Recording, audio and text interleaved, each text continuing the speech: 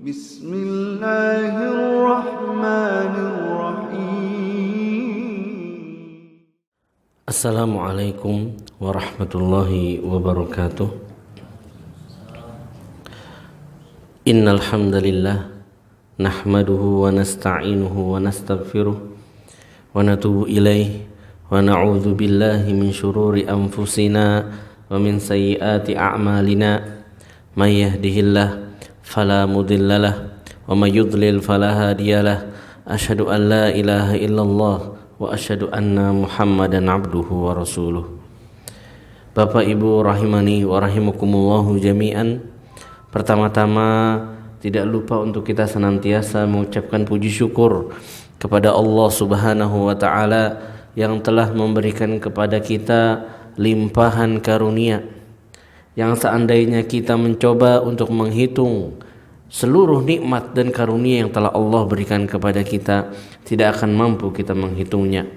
Allah Subhanahu wa taala sendiri telah menyatakan dalam firman-Nya, wa in ta'uddu ni'matallahi la tuhsuha. Seandainya kalian mencoba untuk menghitung nikmat yang telah Allah berikan kepada kalian, la tuhsuha, tidak mampu kalian akan menghitungnya. Yang kedua, salawat dan salam semoga senantiasa tercurahkan kepada Nabi kita Nabi Muhammad sallallahu alaihi wasallam yang telah menunaikan amanah dari Allah untuk menjadi muballigh, untuk menjadi dai, menyampaikan kepada manusia kebenaran, mengajak manusia dari kesalahan menuju kebenaran, dari kesesatan menuju hidayah. Semoga senantiasa kita semua berada di atas jalan Rasulullah sallallahu alaihi wasallam dan menjadi umat yang mendapatkan syafaatnya di akhirat kelak. Amin amin ya rabbal alamin. Bapak Ibu rahimani wa rahimakumullahu jami'an. Insyaallah taala pada malam hari ini akan kita lanjutkan pembahasan kita tentang tazkiyatun nufus, tentang bagaimana kita membersihkan, mensucikan qalbu kita. Telah kita bahas pada pembahasan-pembahasan sebelumnya tentang misalnya apa saja yang menjadi racun kepada qalbu, apa saja yang bisa membuat qalbu kita terracuni, ternodai, rusak bahkan hingga mati. Lalu setelah itu kita telah membahas tentang hal pertama atau hal inti dari obat dari penyakit-penyakit qalbu ini, yaitu ibadah kepada Allah Subhanahu wa taala. Yang mana ibadah ini sudah kita bahas pada pertemuan yang lalu, tidak akan mampu kita laksanakan, tidak akan mampu kita raih kecuali dengan taufik dari Allah Subhanahu wa taala, kecuali dengan pertolongan dari Allah Subhanahu wa taala. Makanya kita senantiasa mengulang dalam doa kita, dalam salat kita, iyyaka na'bud wa iyyaka nasta'in. Ya Allah, hanya kepada Engkau kami beribadah, hanya dan hanya kepada Engkau kami meminta pertolongan. Para ulama tatkala mentafsirkan ayat ini mengatakan bahwasanya digandengkannya antara ibadah dan pertolongan Allah, karena ibadah kepada Allah Subhanahu wa taala tidak akan mampu terjadi, tidak akan mampu tercapai kecuali dengan pertolongan dari Allah Subhanahu wa taala. Berapa banyak orang yang ingin salat, ingin zakat, ingin sedekah, ingin wakaf, ingin ibadah A, ingin ibadah B, ingin ibadah C, gagal melaksanakannya. Padahal semua telah disiapkan, padahal semua sudah dianggarkan, namun tidak jadi, batal, gagal untuk dilaksanakan ibadah-ibadah tersebut. Itu menunjukkan bahwasanya kita mampu beribadah itu bukan karena kitanya yang ingin, bukan, namun karena pertolongan dari Allah Subhanahu wa taala. Tanpa pertolongan dari Allah, yang mungkin saja sudah daftar haji, sudah menanti puluhan tahun, beberapa bulan sebelum berangkat meninggal dunia. Mungkin saja yang sudah menabung, sudah bayar untuk melakukan perjalanan umroh, di pertengahan jalan tiba-tiba misalnya, dan ini kasus nyata ya, tiba-tiba dilarang masuk ke Saudi Arabia. Ini terjadi pas pandemi kemarin. Beberapa jamaah sudah berangkat dari Indonesia ya, tapi tiba-tiba tidak diperbolehkan turun di negeri Saudi Arabia, nggak bisa umroh. Ada lagi perempuan-perempuan yang sudah nabung, sudah persiapan A, B, C, D, sudah bayar perjalanan umroh, sudah berangkat umroh, sudah sampai di Saudi Arabia, menjelang melakukan ibadah umroh, haid. Batal pula haid, batal pula umrohnya, nggak bisa umroh kalau lagi haid. Akhirnya pulang ke Indonesia belum umroh. Itu semua menunjukkan bahwasanya ibadah apapun yang kita inginkan itu tidak akan tercapai kecuali dengan pertolongan dari Allah Subhanahu wa ta'ala. Jadi jangan pernah pula kita merasa sombong. Alhamdulillah nih, lihat ana sudah haji, ana sudah umroh, ana sudah zakat, ana sudah puasa Ramadan, ana sudah sholat 5 waktu. Gak perlu kita sombong, karena semua ibadah tersebut tidak akan mampu sebenarnya kita lakukan kecuali karena Allah Subhanahu wa ta'ala mengizinkannya, memberikan kita kemudahan untuk melaksanakannya. Begitu mudah bagi Allah untuk menolak ibadah-ibadah yang telah kita lakukan kalau di sana tersisip ya, di dalam hati kita niat riya. Bapak Ibu rahimani wa rahimakumullahu jami'an. Setelah kita membahas tentang semua ibadah secara umum dan bahwasanya semua ibadah ini tidak akan tercapai kecuali dengan perintah Allah, kecuali dengan pertolongan dari Allah, kita akan bahas sekarang satu persatu obat-obat kolbu. Hal-hal, perkara-perkara, ibadah-ibadah yang secara khusus itu akan menjadi penawar atas sakitnya kolbu kita. Obat untuk kolbu kita yang telah sakit, bahkan yang kolbu kita yang telah mati. Penawar untuk kolbu kita yang mungkin selama ini kehausan. Makanan untuk kolbu kita yang mungkin selama ini kelaparan. Air ya, untuk kolbu kita yang selama ini mungkin gersang.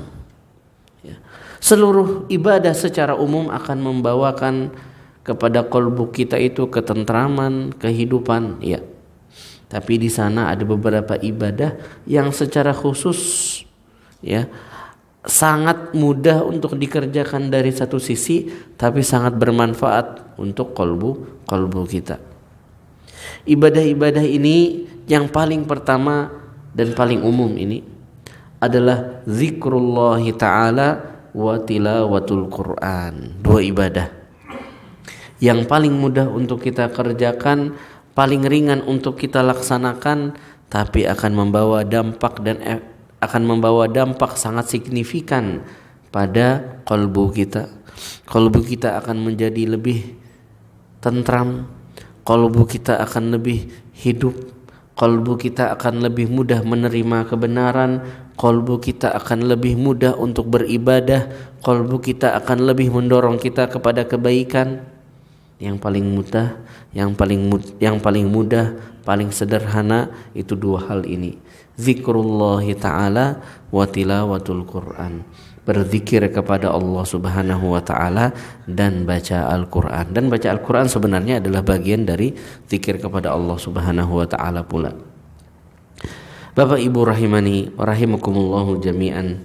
Syekhul Islam Ibnu Taimiyah rahimahullahu ta'ala dalam kitabnya mengatakan, az-zikru lil qalbi kal ma'i lis samak. Zikir kepada Allah, membaca Al-Quran itu bagaikan air untuk seekor ikan. Kebayang gak ikan hidup tanpa air? Gak mungkin. Bahkan ikan itu sangat butuh berada di dalam air, bukan sekedar setetes dua tetes air, bukan. Tapi ikan itu butuh hidup di dalam air. Maka kata beliau rahimahullahu ta'ala, qalbu kita itu kebutuhannya kepada air itu bagaikan ikan tadi. Qalbu kita itu butuh hidup di dalam zikir. Bukan sekedar ya setetes dua tetes dikasih, enggak. Ikan kalau dikasih setetes dua tetes tetap mati. Kenapa? Karena kebutuhannya adalah hidup di dalam air. Maka begitu pula kolbu kita. Kalau kita sekedar setetes, dua tetes ngasih zikir kepada kolbu kita, yaitu sama aja ngasih setetes, dua tetes air kepada seekor ikan. Beliau mengatakan di sini adalah ungkapan yang sangat luar biasa. Az-zikru lil qalbi kalma ilis samak. Kebutuhan kolbu kepada zikir itu bagaikan kebutuhan ikan kepada air. Maka kita butuh, maksud beliau di sini adalah butuhnya kolbu kita untuk senantiasa berada dalam zikir. Jangan sampai ada satu hari ada terlewat 1 jam, 2 jam kita melewati hidup kita tanpa berzikir kepada Allah Subhanahu wa ta'ala. Bayangkan aja ikan keluarkan dari air 1 jam. Ya. Ikan di dalam akuarium nih, keluarin 1 jam, letakin di pinggir akuarium. Sudah sejam masuk, baru cemplungin lagi. Kadung mati. Ya. Kadung mati. Begitu pula dengan kolbu kita, kata beliau. Jangan sampai terlewat satu waktu pun kita tidak berzikir kepada Allah Subhanahu wa ta'ala. Jangan sampai kayak ikan tadi, keluarin ana lagi malas zikir, ini hari ini ana gak usah zikir deh. Itu bagaikan ikan satu hari keluar dari kolam, dari akuarium. Ya. Ikan itu gak usah 1 hari, 10 menit aja diletakin di pinggir akuarium mati. Maka begitu pula perumpamaan kolbu kita. Berlalu beberapa saat dari hidup kita tidak berzikir kepada Allah Subhanahu wa ta'ala, sudah gersang kolbu kita, sudah berubah kolbu kita, sudah ternoda kolbu kita, sudah sakit kolbu kita, dan wal'iyadzubillahi ta'ala bisa-bisa mati kolbu kita. Beliau mengatakan, fakaifa yakunu halus samak idza ukhrija minal ma'. Lihatlah, kata beliau, bagaimana nasibnya seekor ikan kalau dikeluarkan dari air. Yaitulah nasib sebuah kolbu tatkala dia tidak berzikir kepada Allah Subhanahu wa ta'ala.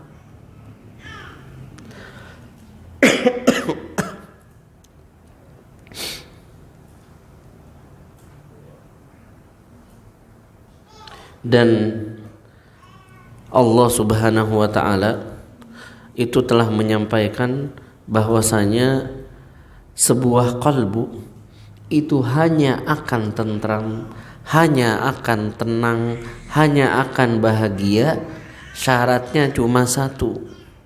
Allah mengatakan ala bidzikrillah tatmainnul qulub. Hanya dengan berzikir kepada Allah Subhanahu wa ta'ala, saat itulah hati kita menjadi bahagia, hati kita menjadi tentram, hati kita menjadi tenang. Karena apa? Karena kolbu kita sedang hidup di habitatnya. Tatkala kita berada di habitat asli kita, di rumah kita, disitulah kita bisa merasakan ketenangan.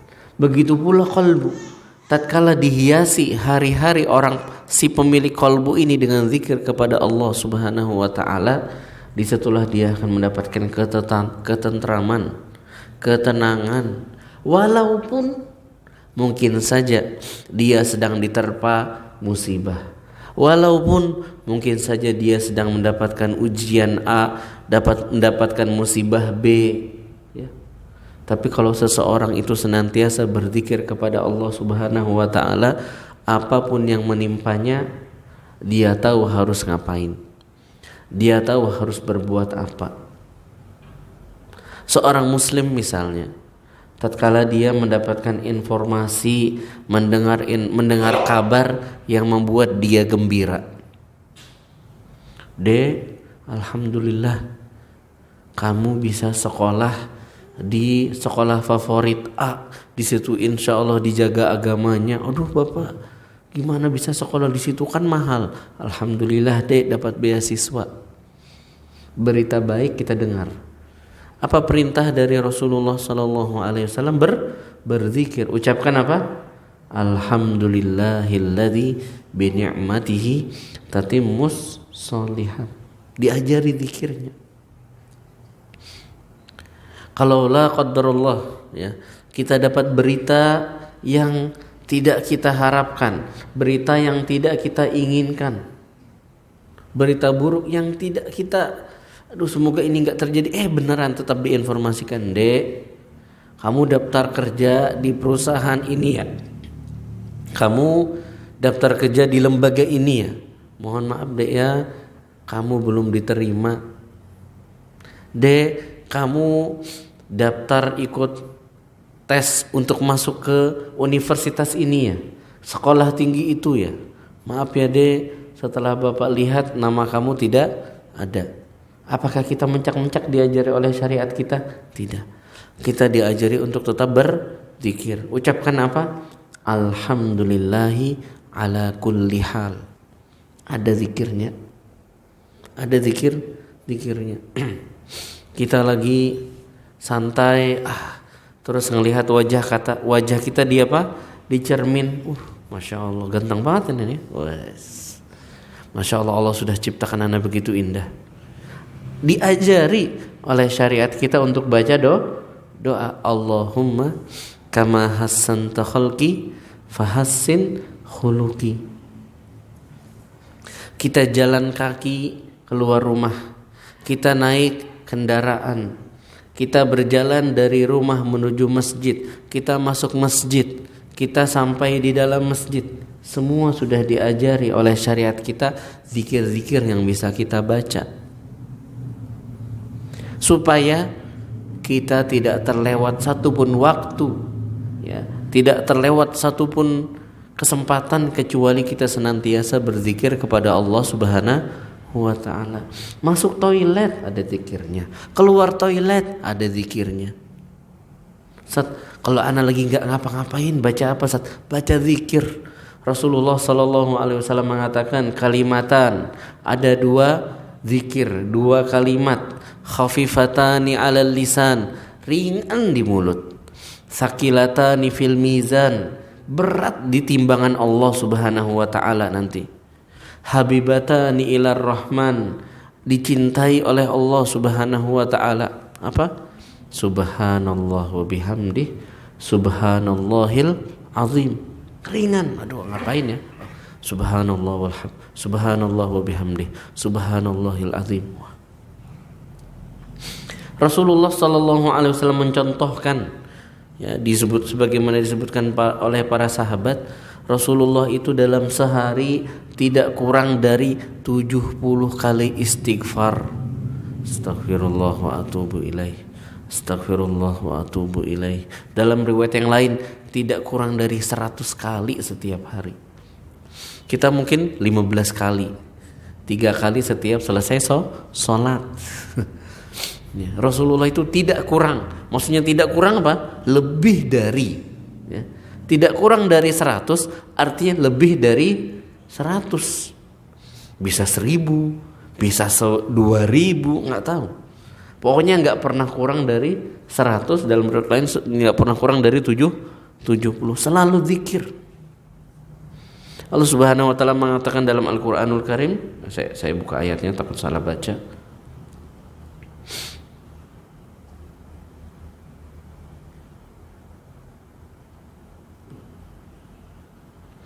Allah mengatakan dalam surat Al-Kahfi.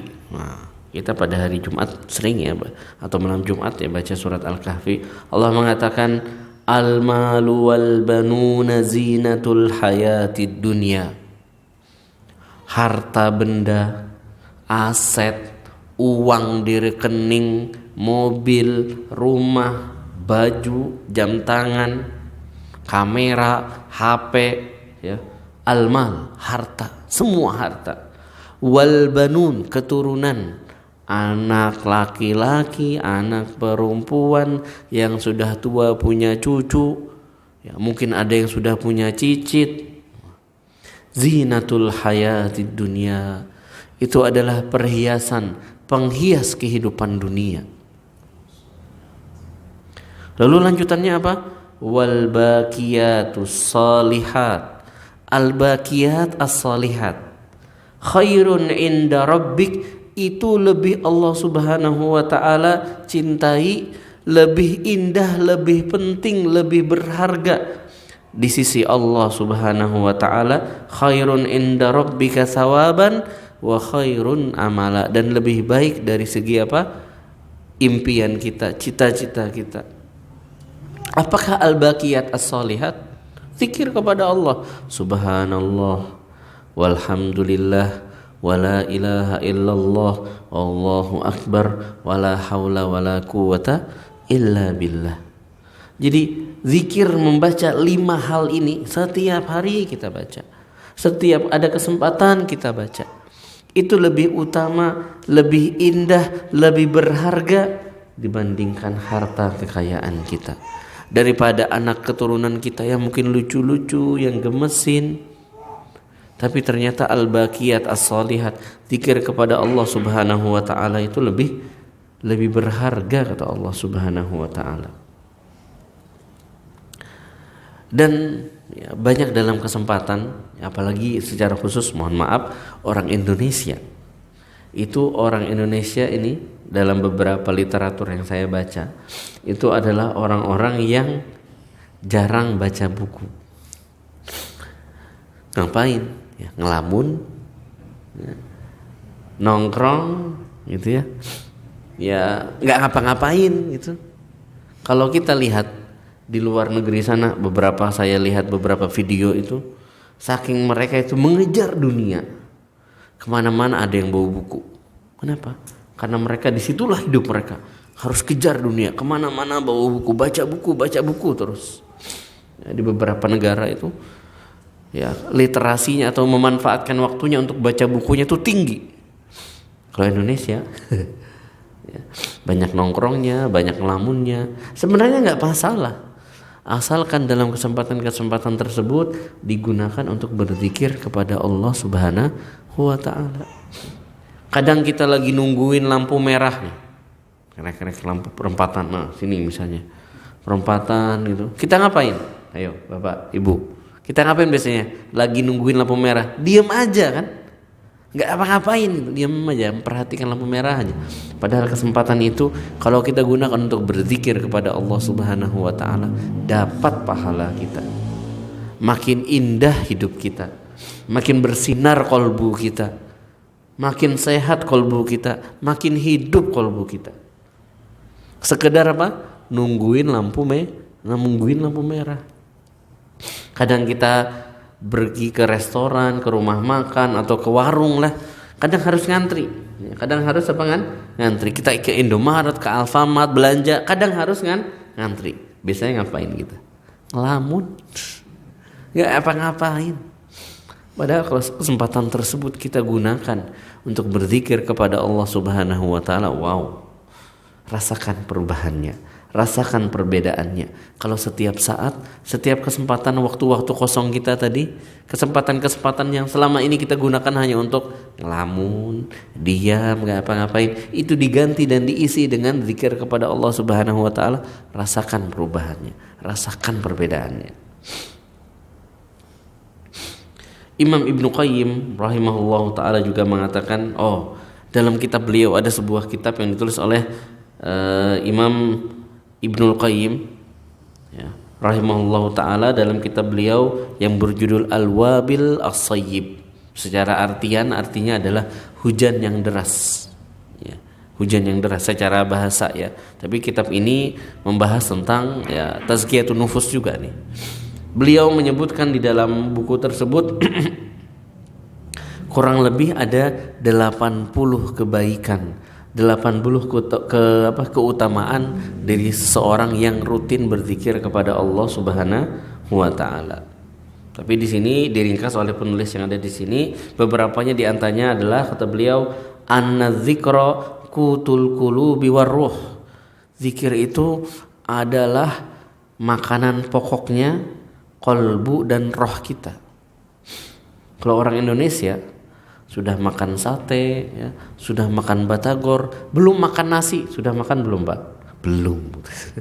Sudah makan Mas? Belum. Oh, tadi kan makan bakso, tadi nyemil katanya. Oh, bakso tuh nyemil. Jadi kalau belum makan nasi belum makan. Ya.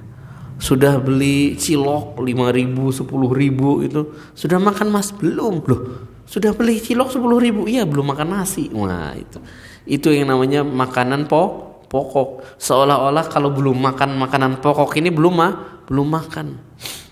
Sudah makan jagung tiga buah gitu. Wah, beli jagung bakar gitu misalnya. Sudah makan Mas? Belum. Loh, kenapa belum makan nasi? Loh, itu udah makan jagung dah. Ya. Itulah yang namanya makanan pokok. Nah, kata beliau, qalbu kita dan roh kita itu makanan pokoknya adalah zikir kepada Allah. Fa idza faqadahu al-'abdu sar bimanzilatil jismi idza hila bainahu wa baina qutih. Kalau tidak dikasih asupan makanan pokok, kayak gimana jadinya tubuh kita? Kayak gimana jadinya badan kita? Ya seperti itulah keadaan qalbu kita kalau tidak dikasih asupan zikir kepada Allah. Wa minha annahu yatrudu syaitan. Zikir itu akan menjauhkan kita dari syaitan. Akan membuat syaitan itu menghindar dari kita. Kadangkala kalau selevelnya Umar bin Al-Khattab radhiyallahu anhu, itu enggak main-main lagi. Kalau kata Rasulullah sallallahu alaihi wasallam, kalau Umar berada di satu jalan, saya lupa ini sabda Rasulullah atau yang lain ya, saya lupa ini. Intinya ucapan para ulama lah minimal itu mereka mengatakan seandainya Umar berada di sebuah jalan, maka syaitan akan langsung pindah ke jalan yang lain. Gak berani papasan sama selevel Umar. Kenapa? Kekuatan zikirnya kepada Allah Subhanahu wa taala. Wa yurdir rahman azza wa jalla wa yuzilul hamma wal ghamma 'anil qalbi. Membuat Allah ridho kepada orang yang berzikir tadi, juga akan menghilangkan gundah dan gulana. Nah, ini kadang zaman sekarang kalau lagi puyeng, lagi kena masalah, apa yang dilakukan? Curhat di medsos. Ya, padahal ya, jalan terbaik kalau kita memiliki masalah itu adalah meminta pertolongan kepada yang bisa menyelesaikan masalah. Curhatlah kepada Allah Subhanahu wa ta'ala. Kalau kita ingat kisahnya istri Nabi Ibrahim alaihi salam dan bayinya yang masih kecil, Siti Hajar dan Ismail alaihi salam. Tatkala ditinggal oleh Nabi Ibrahim alaihi salam di mana? Di dekat Ka'bah. Ya, di dekat Ka'bah, ditinggal di sana. Terus Nabi Ibrahim alaihissalam nggak ngomong, nggak nyapa, tiba-tiba langsung balik arah. Ya. Lalu bingung. Siti Hajar nanya, wahai Ibrahim, apakah kamu akan meninggalkan kami di sini? Nggak dijawab oleh Nabi Ibrahim. Sekali, dua kali, tiga kali nggak dijawab oleh Nabi Ibrahim. Maka yang keempat ditanya oleh Siti Hajar, Allahu amaraka bihadza? Apakah Allah yang memerintahkanmu untuk meninggalkan kami di sini?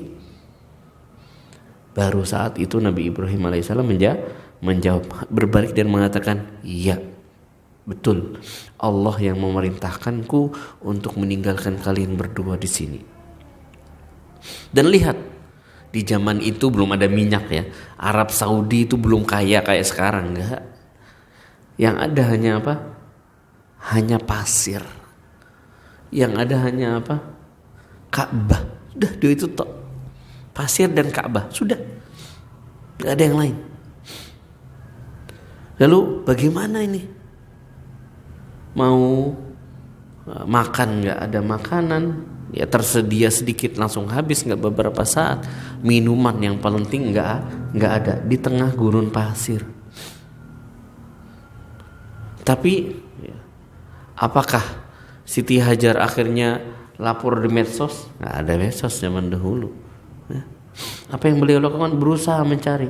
ke Bukit Safa, ke Bukit Marwah, ke Bukit Safa, ke Bukit Marwah, meminta kepada Allah sambil apa? Berzikir. Makanya kita juga sunnahnya apa?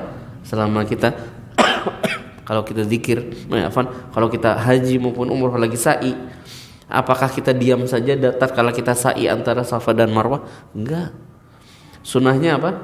Berzikir, baca Quran, berdoa kepada Allah Subhanahu wa ta'ala. Udah ya.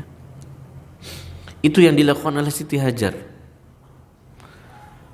Tidak putus asa, terus meminta kepada Allah Subhanahu wa ta'ala. Akhirnya ketemu air, enggak ketemu juga. Enggak ketemu juga. Akhirnya baru kembali ke bayinya yang masih kecil. Tiba-tiba Allah pancarkan dari bawah kakinya yang menghentak, ya, kakinya Nabi Ismail yang menghentak, Allah pancarkan apa? Air. Zam, kata Siti Hajar, zam itu secara bahasa artinya berkumpullah gitu. Kalau ada air kita lagi butuh, ya kita ya takut kesana kemari gitu kan ya. Takut, airnya sedikit, ini lagi dicari-cari airnya, airnya muncrat kesana kemari nih. Wah, maka apa yang dilakukan oleh Siti Hajar? Zam. Secara bahasa artinya apa? Berkumpullah. Nah, secara itu kisahnya namanya jadi Ma'u Zamzam. Kenapa namanya apa? Air Zam-Zam. Itu mengambil dari ucapan dari Siti Hajar, beliau mengatakan zam. Zam itu artinya apa? Berkumpullah. Nah, itu. Ya. Akhirnya lihat bagaimana pertolongan Allah. Allah mampu untuk memberikan pertolongan dari arah yang tidak kita sangka-sangka. Bahkan ya, pertolongan itu sangat mungkin terjadi di luar dari apa yang sudah kita usahakan. Ya, kayak Siti Hajar tadi, lari ke sana, lari ke sini, nggak nemu, sudah capek. Munculnya di mana? Di bawah kaki Ismail alaihissalam. Betapa Allah Subhanahu wa ta'ala ya mengingat hamba-hamba yang senantiasa berzikir kepada Allah Subhanahu wa ta'ala. Wa yajlibu lahul farah was surur wal bast, akan mendatangkan kebahagiaan, ketenangan. Wa yunawwirul qalba wal wajha, akan membuat wajah dan qalbunya itu bercahaya. Wa yaksu dzakiral mahabata wal halawata wan nadrah, akan memberikan kepada orang yang rutin berzikir ini sebuah wibawa tersendiri. Wa yurithuhu mahabbatullah wa taqwahu wal inabah ilaihi, akan menghasilkan ya cinta Allah Subhanahu wa taala kepada orang ini. Allah Subhanahu wa taala mengatakan, fadhkuruni azkurkum, berzikirlah kepadaku, ingatlah aku, maka aku akan mengingat kalian. Dan ini adalah janji Allah Subhanahu wa taala, bukan janji manusia. Kalau manusia janji pinjam 100 dulu ya, nah janjinya apa? Besok, lusa nggak dibayar-bayar, bisa-bisa nggak bayar. Tapi kalau Allah Subhanahu wa taala sudah janji, innallaha la yukhliful mi'ad, Allah nggak akan menyelisihi janjinya. Maka tatkala Allah berjanji akan mengingat hambanya yang berzikir, ya maka itu pasti akan terjadi. Nah, lalu beliau di sini mengatakan, walau lam yakun fi dzikri illa hadhihi wahdaha lakafa biha fadlan wa syarafan. Seandainya inilah satu-satunya keutamaan berzikir kepada Allah, bahwasanya kalau kita berzikir kepada Allah, Allah akan ingat kita, maka ini saja sudah cukup sebagai keutamaan. Tidak ada keutamaan yang lain, enggak apa-apa wes. Yang penting Allah Subhanahu wa taala ingat kita dengan kita berzikir kepada Allah Subhanahu wa taala. Dalam hadis yang diriwayatkan oleh Imam At-Tirmidzi dari sahabat Jabir bin Abdullah, Rasulullah sallallahu alaihi wasallam mengatakan, man qala subhanallah wa bihamdih gharasat lahu nakhlatun fil jannah. Kata Rasulullah, barang siapa berzikir dengan mengucapkan subhanallah wa bihamdih, maka Allah akan tanamkan untuknya satu pohon di surga. Subhanallah. Bukan satu pohon di jalan Keramat Jati, bukan. Tapi satu pohon ditanamkan oleh Allah Subhanahu wa taala untuknya di surga.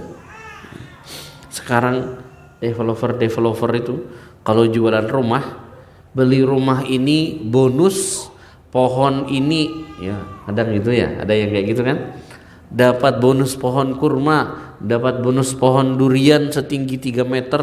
Wah, ini sekedar kita membaca subhanallah wa bihamdih. Kata Rasulullah, akan Allah Subhanahu wa taala tanamkan untuk dia pohon di surga. Ntar kita masuk surga insyaallah taala, tinggal petik buahnya.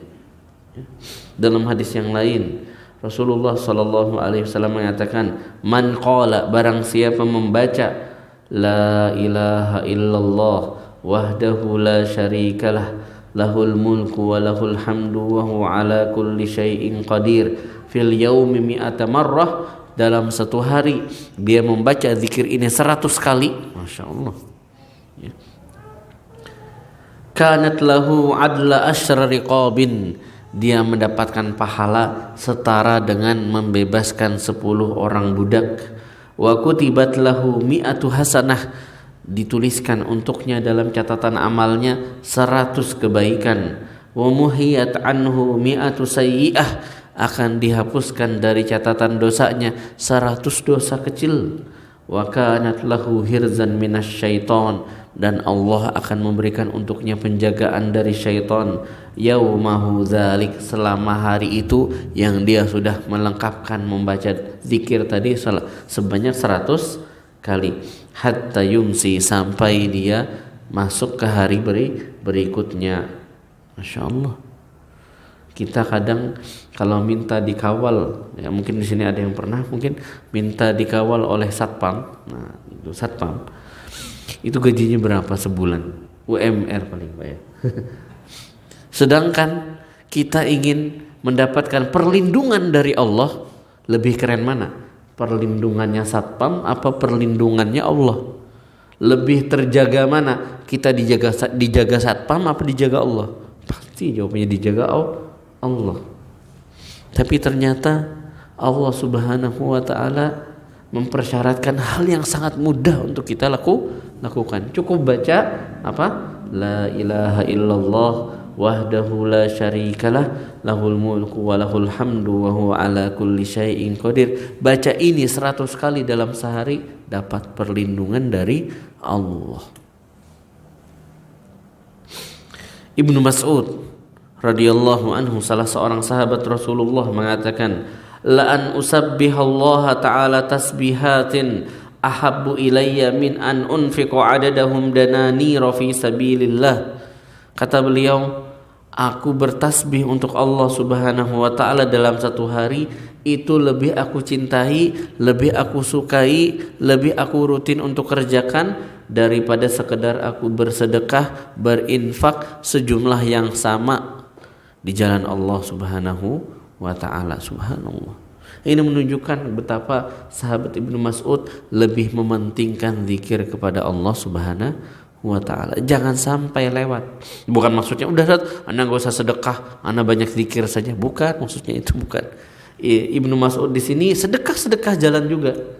Tapi beliau sedekah misalnya sehari 1.000, 2.000, 3.000, zikirnya lebih banyak lagi. Dan pernah ada seseorang yang datang kepada seorang ulama terkenal yang bernama Al-Hasan Al-Basri rahimahullahu ta'ala, bertanya kepada beliau, wahai Hasan Al-Basri, ashku ilaika qaswata qalbi, ana ingin curhat nih, ana ingin minta nasihat nih, ana merasa qalbu ana ini sudah keras, ana merasa qalbu ana ini hampir mati, masih hidup tapi udah ngerasa nih kok kayaknya qalbu ana ini sekarat ya.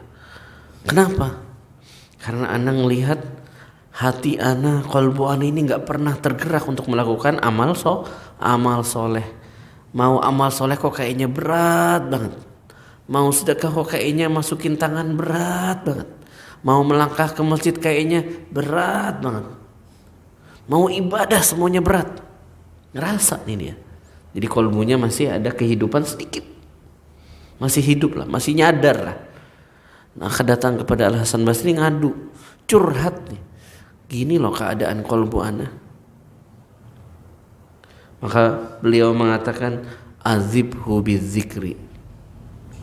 Artinya apa? Kata beliau, oke, lemeskan, cairkan ya. Qalbu yang tadi keras ini cairkan ya. Bikin dia lembut kembali dengan memperbanyak zikir kepada Allah Subhanahu wa ta'ala.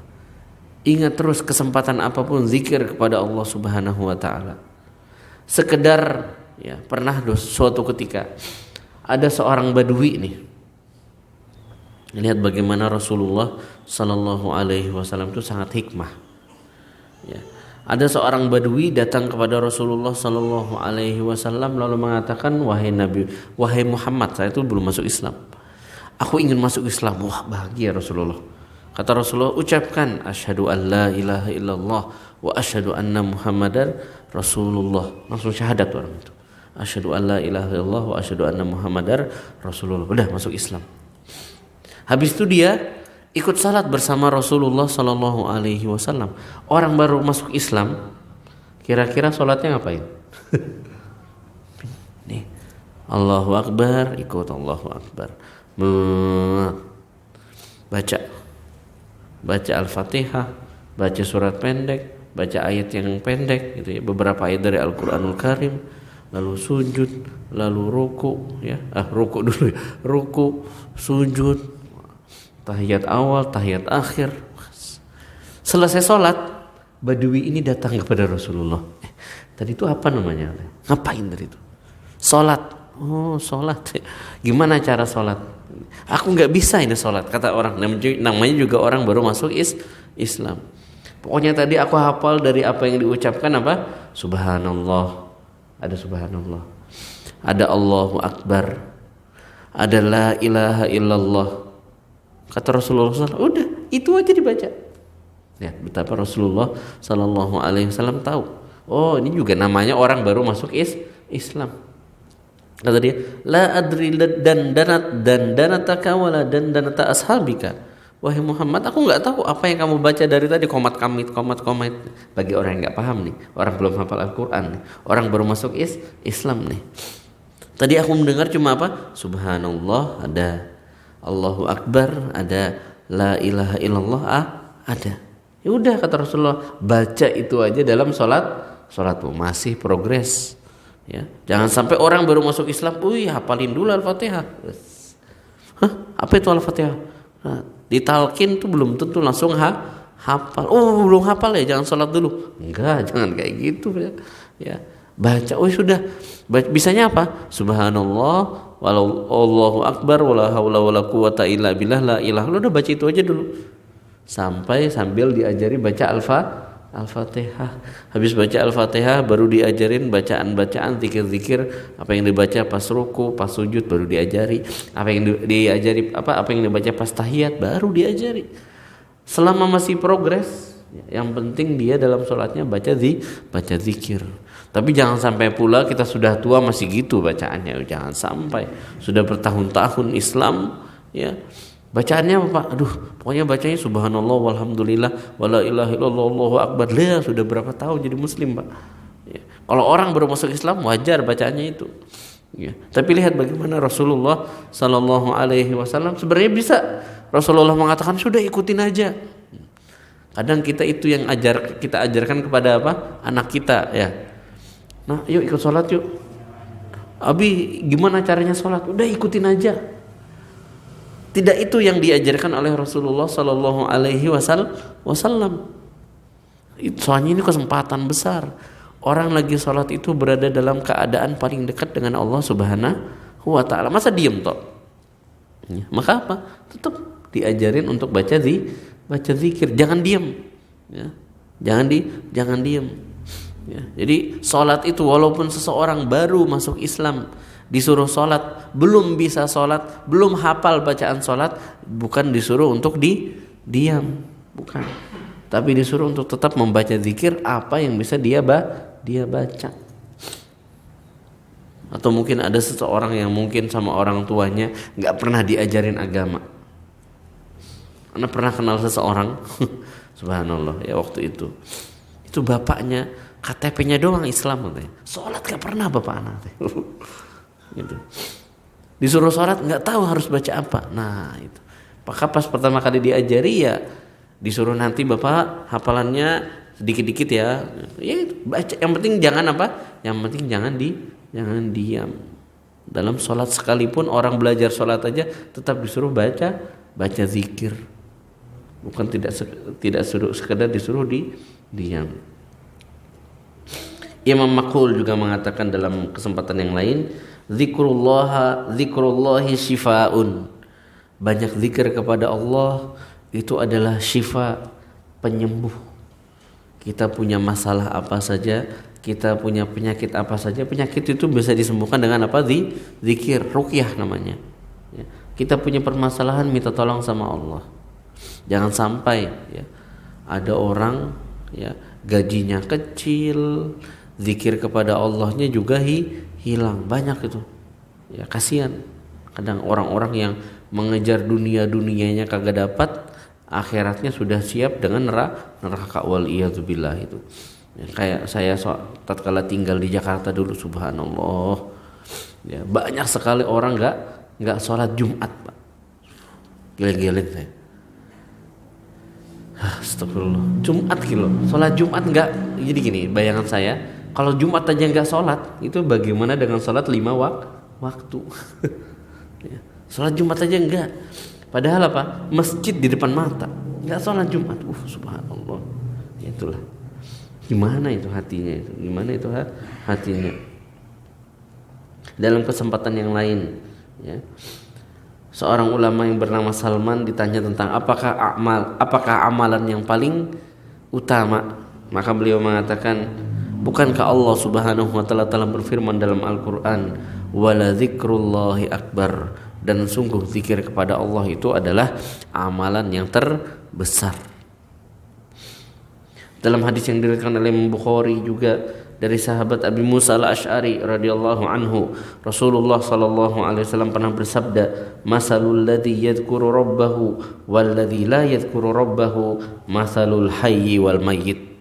Kata Rasulullah, perbandingan antara orang yang rutin zikir dengan orang yang enggak pernah zikir itu bagaikan orang hidup satu, yang satunya orang mati. Subhanallah. Dalam hadis yang diriwayatkan oleh Imam At-Tirmidzi dari sahabat Abdullah bin Bisir, bahwasanya seorang laki-laki datang kepada Rasulullah, inna abwabal khairi katsira, wahai Rasulullah, perintah agama udah banyak nih, disuruh inilah, disuruh itulah, perintah inilah, perintah itulah. La astati'ul qiyami bikullihi, aku enggak mampu mengerjakan semuanya.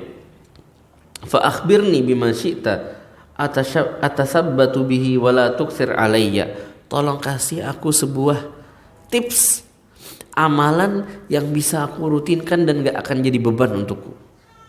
Maka Rasulullah sallallahu alaihi wasallam mengatakan, la yazalu lisanuka rotban bi dzikrillah ta'ala. Buatlah lisanmu itu senantiasa basah dengan memperbanyak zikir kepada Allah Subhanahu wa taala. Jangan jadikan mulut ini banyak apa? Banyak ngomong doang, banyak apa bahasa zaman sekarang, banyak bacot katanya. Wah, ya. Jangan banyak bacot, banyak zikir aja. Ya. Jangan basah mulut itu dengan apa? Obrolan kanan kiri. Kadang kalau lagi ngobrol ya, lagi nongkrong itu nggak kerasa sejam, nggak kerasa dua jam. Masya Allah. Jangan sampai ya waktu terbuang tidak dengan berzikir kepada Allah Subhanahu wa ta'ala. Lagi ada kesempatan apa? Lagi duduk sini, astagfirullah wa atubu ilaih. Lagi nunggu apapun ya, zikir kepada Allah Subhanahu wa ta'ala. Ya, gunakan setiap kesempatan, setiap peluang yang ada untuk berzikir kepada Allah Subhanahu wa ta'ala, dan rasakan perbedaannya. Rasakan ya bedanya saat kala misalnya nih, selama ini mungkin kalau nunggu dah diem aja ya. Saya itu kalau lagi pergi ke Roxy, wah lihat tuh antrian di depan kasirnya itu loh, panjang ya. Ada yang nengok sana nengok sini ya. Coba diisi waktu tersebut dengan berzikir kepada Allah Subhanahu wa ta'ala. Rasakan perbedaannya. Kita lagi di lampu merah, nunggu lampu merah gini, daripada diem Gunakan kesempatan itu untuk menggerakkan mulut sekedar untuk berzikir kepada Allah Subhanahu wa taala. Rasakan nanti perbedaannya. Ya. Mungkin itu yang bisa saya sampaikan pada kesempatan malam hari ini. Insyaallah taala akan kita sambung pada kesempatan berikutnya tentang membaca Al-Qur'an. Zikir yang paling utama adalah membaca firman Allah Subhanahu wa taala. Apa saja keutamaannya kita akan bahas pada kesempatan berikutnya insyaallah taala. Saya tutup dahulu dengan kafaratul majlis. Subhanakallahumma bihamdika asyhadu an la ilaha illa anta astaghfiruka wa atubu ilaik. Wassalamualaikum warahmatullahi wabarakatuh. ayyuhalladzina amanu dzkurullaha dzikran katsiran wasabbihuhu bukratan wa asila.